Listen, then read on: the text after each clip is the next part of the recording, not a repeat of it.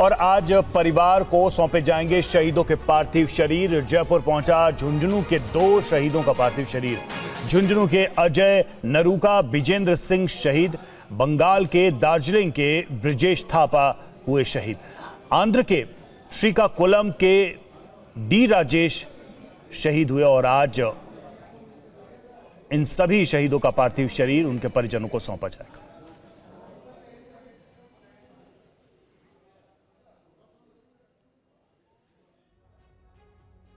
तो झुंझुनू के बिजेंद्र सिंह के अंतिम संस्कार को लेकर गांव में तैयारियां तेज हो गई हैं।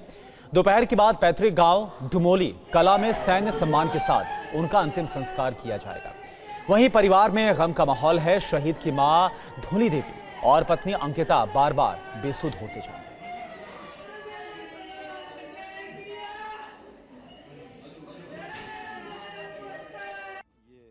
यहाँ दिखाना चाहता हूँ, भी खड़े हैं रामजी लाल जी। एक उनका छोटा बेटा है 1 साल का, हालांकि इन्हें पता नहीं है इनके पिता शहीद हो गए। सर, ये गमगीन माहौल है, बेटा देश की रक्षा करते हुए शहीद हुआ है, ये गर्व की बात भी है। लेकिन वो 20 साल की उम्र में चले गए। क्या कुछ और बनना चाहते थे? क्या सेना में ही जाना चाहते थे? वो सेना में जाना चाहता है। वो दूसरी हिमालय सेना में लड़ूंगा लड़ाई। आखिरी बार कब आपसे बात हुई थी और क्या कहा था उन्होंने? वो तो बोला मैं छुट्टी आऊँगा, छुट्टी मिलाने। तो मेरे से तो 4-5 दिन पहले वही मेरे से तो, और अन बच्चों से मान लो कल रात से नहीं हो रहा हो, बाद में चिंता हुई। बिल्कुल, ये उनके ससुर साहब हैं, इनसे भी बात करते हैं। क्या जो आपके दामाद जी थे, देश के लिए उन्होंने जान दे दी अपनी और शहीद हो गए, ये गर्व की बात भी है।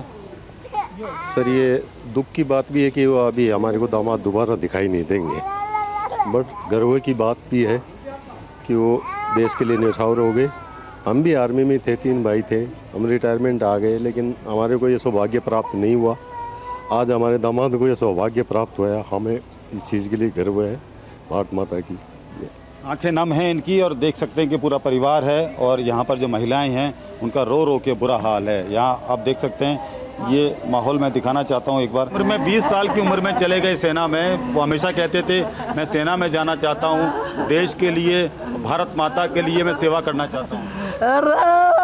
सेना के सेवा करेगा माने माटी में रड़ा कर लाल मेरा। बिजेंद्र सिंह की माताजी हैं, उनकी पत्नी हैं, इनसे बातचीत करते हैं। क्या कहना है आपका? आखिरी बार कब बात हुई थी, क्या कहा? 15 तारीख को शाम को 4 बजे के लगभग। कुछ नहीं कहा, बस ऐसे बोला कि ड्यूटी पर है, वो जा रहे हैं कहीं, ये बात हुई। उसके बाद में फ़ोन नहीं आया। यानी कि ऑपरेशन से पहले आपसे बात की थी उन्होंने? हाँ, 4 बजे वो जा रहे थे, वहाँ पे का मंदिर है, वहाँ बैठे थे, फिर बोले जा रहे हैं। उसके बाद में नहीं हुई। क्या पूछा? कुछ बच्चों के लिए पूछा, परिवार के लिए पूछा, छुट्टी मारने के लिए कुछ कहा? ये बोला था 15-20 तारीख तक आऊँगा, 20 तारीख तक आ जाएंगे, यहाँ से नीचे जाएंगे 1-2 दिन में, फिर 20 तारीख को वापस आ जाऊँगा, 20 तारीख को घर आ जाऊँगा। तो जिस डोडा ऑपरेशन में हमारे देश के सेना के जवान शहीद हुआ, आज तीसरे दिन भी डोडा में आतंकवादियों के खिलाफ सर्च ऑपरेशन लगातार जारी है। बताया यह जा रहा है कि कल रात 2 बार रुक रुक कर आतंकवादियों ने फायरिंग भी की है। डोडा में 24 घंटे से ज्यादा समय से आतंकवादियों के खिलाफ सर्च ऑपरेशन जारी है। बताया जाता है कि सर्च ऑपरेशन के दौरान बीती रात 2 बार आतंकियों के साथ सुरक्षा बलों की मुठभेड़ हुई। पहली मुठभेड़ रात करीब 11:15 बजे डेसा जंगल के कला भाटा में हुई, जबकि दूसरी करीब रात 2 बजे के आसपास पंचान भाटा इलाके में हुई। सुरक्षा बलों के मुताबिक मुठभेड़ के दौरान किसी नुकसान की खबर नहीं है। दरअसल 15 जुलाई को सेना और पुलिस को इलाके में आतंकवादियों के छिपे होने की सूचना मिली थी। ऑपरेशन के दौरान एक कैप्टन समेत 4 जवान शहीद हो गए। उपराज्यपाल ने शहीदों को श्रद्धांजलि दी और आतंकवादियों के खिलाफ ऑपरेशन को जारी रखने का संकल्प दोहराया। राष्ट्रीय राइफल्स और जम्मू कश्मीर पुलिस ने सर्च ऑपरेशन और तेज कर दिया है। तीसरे दिन भी इलाके में सर्च ऑपरेशन जारी है। ड्रोन और हेलीकॉप्टर की मदद से आतंकवादियों को ढूंढने की कोशिश हो रही है। रक्षा मंत्री लगातार इस ऑपरेशन पर नजर रख रहे हैं। आपको बता दें कि जम्मू डिवीजन के डोडा में 34 दिन में ये 5वां एनकाउंटर है। और एक और बड़ी खबर आपको बता दें, डोडा में आतंकियों की तलाश लगातार तेज है। विलेज डिफेंस गार्ड भी सेना के साथ इस ऑपरेशन में जुट गई है। डोडा के जंगलों से संवाददाता अंकित भट्ट की एक्सक्लूसिव ग्राउंड रिपोर्ट आपको दिखाते हैं।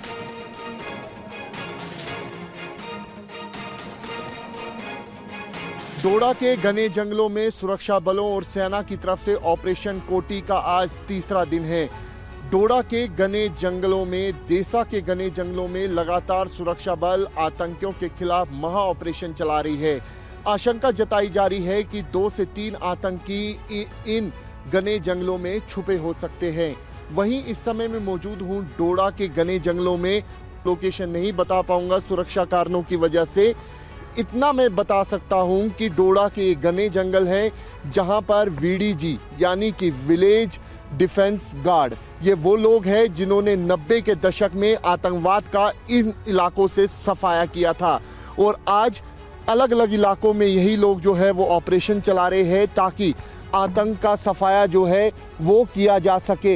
यहाँ पे आप देखिए कि किस तरीके की ये टोपोग्राफी है, किस तरीके की ये टेरेन है और यहाँ पर चुनौतियाँ इन लोगों के सामने बेहद ज़्यादा रहती है। आप देखिए कि यही वो लोग हैं जिन्होंने 90 के दशक में आतंकवाद का सफाया किया था और यही वो लोग हैं जिन्होंने यहाँ पर पूरी तरीके से जड़ से सफाया किया था आतंकवाद का। आप देखिए कि फूंक फूंक कर यहाँ पर कदम रखने पड़ते हैं और डोडा के घने जंगल जो है वो किस तरीके के है।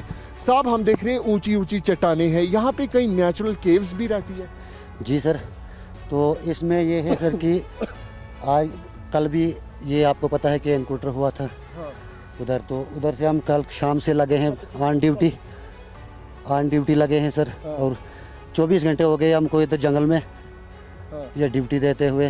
तो जो टेररिस्ट थे तो वो भाग गए, तो हमने बड़ी कोशिश की। अब आपको पता है कि परसों भी एक एनकाउंटर हुआ उड़बगी में, तो हमारे ये शहीद हो गए कैप्टन जी और ये 10 के हमारे जो इधर कैंप है, तो उनके 4 बंदे ये शहीद हो गए।